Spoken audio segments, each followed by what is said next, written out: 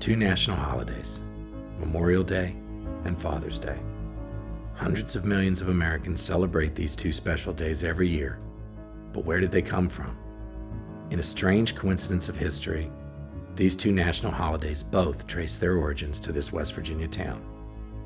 What is the story behind these two national days? And how did it happen? In this episode of Finding Fairmont, we dive into the story of two of our country's most prominent national holidays and learn the real story behind them.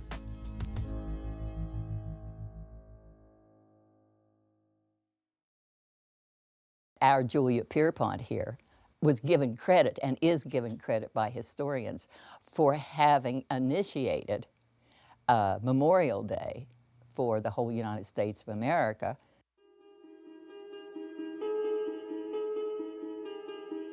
Here goes Pierpont, Julia, and the kids, four of them.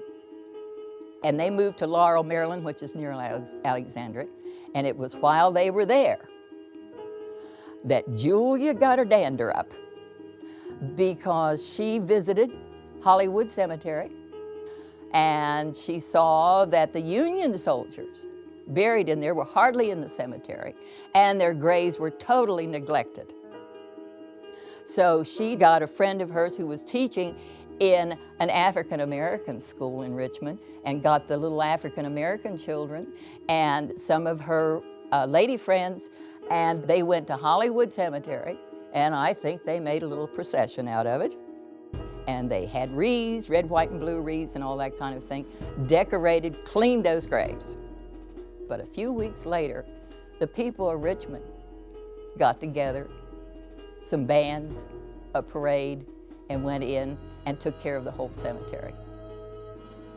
We wanted to recognize what she did, recognize her efforts, and also reaffirm what Decoration Now Memorial Day really means.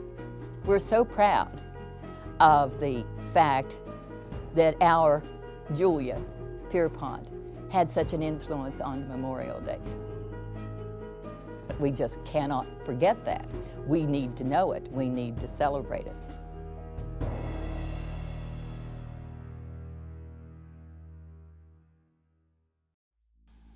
Fairmont's role in the history of Father's Day began 6 miles away in Monongah when a mine explosion killed over 425 people on December the 7th, 1907. A lady in this church by the name of Grace Golden Clayton wanted a day set aside to honor fathers who had died or were lost in the Monongah mine disaster. She convinced her minister to set a day aside which became July the 8th, 1908, and it is recognized as the first Father's Day church service in America.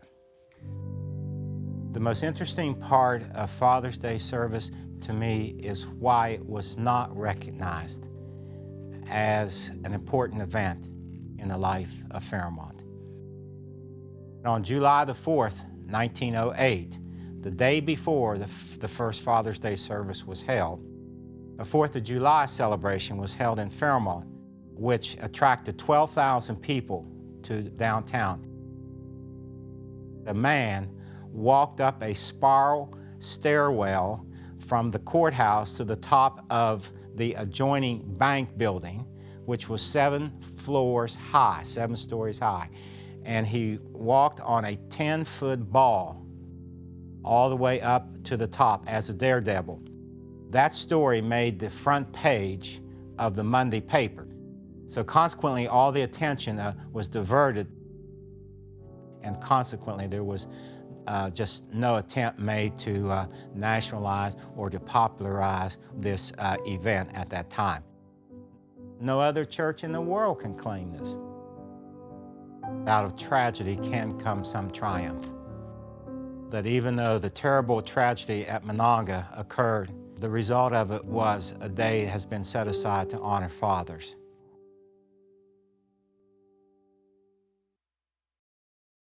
I think that we were interested in down through the years in celebrating and interested in our existence. It's just like celebrating your birthday. It's the same thing, I think, with a community. And you keep your record and you celebrate your record, and it lets you know who you are, just like you find out who you are on your birthday. Fairmont's been a good place to develop relationships. Well, it's an emphasis of pride. It's the people. We have the friendliest people in the whole United States, believe me. It's a great community, great people. People here are very sincere, they're very loyal, they're dedicated. They believe in being there when you're needed, and I'm big on that. We help one another. Anything that anybody needed or anybody needed help, we was right there to help them. The people, we are friendly and we're considerate and we're very careful. We help each other, and that means a lot. That tremendous emotion, I think, we were so affected by, we still are. It just meant so much. And we inherit that feeling, I think.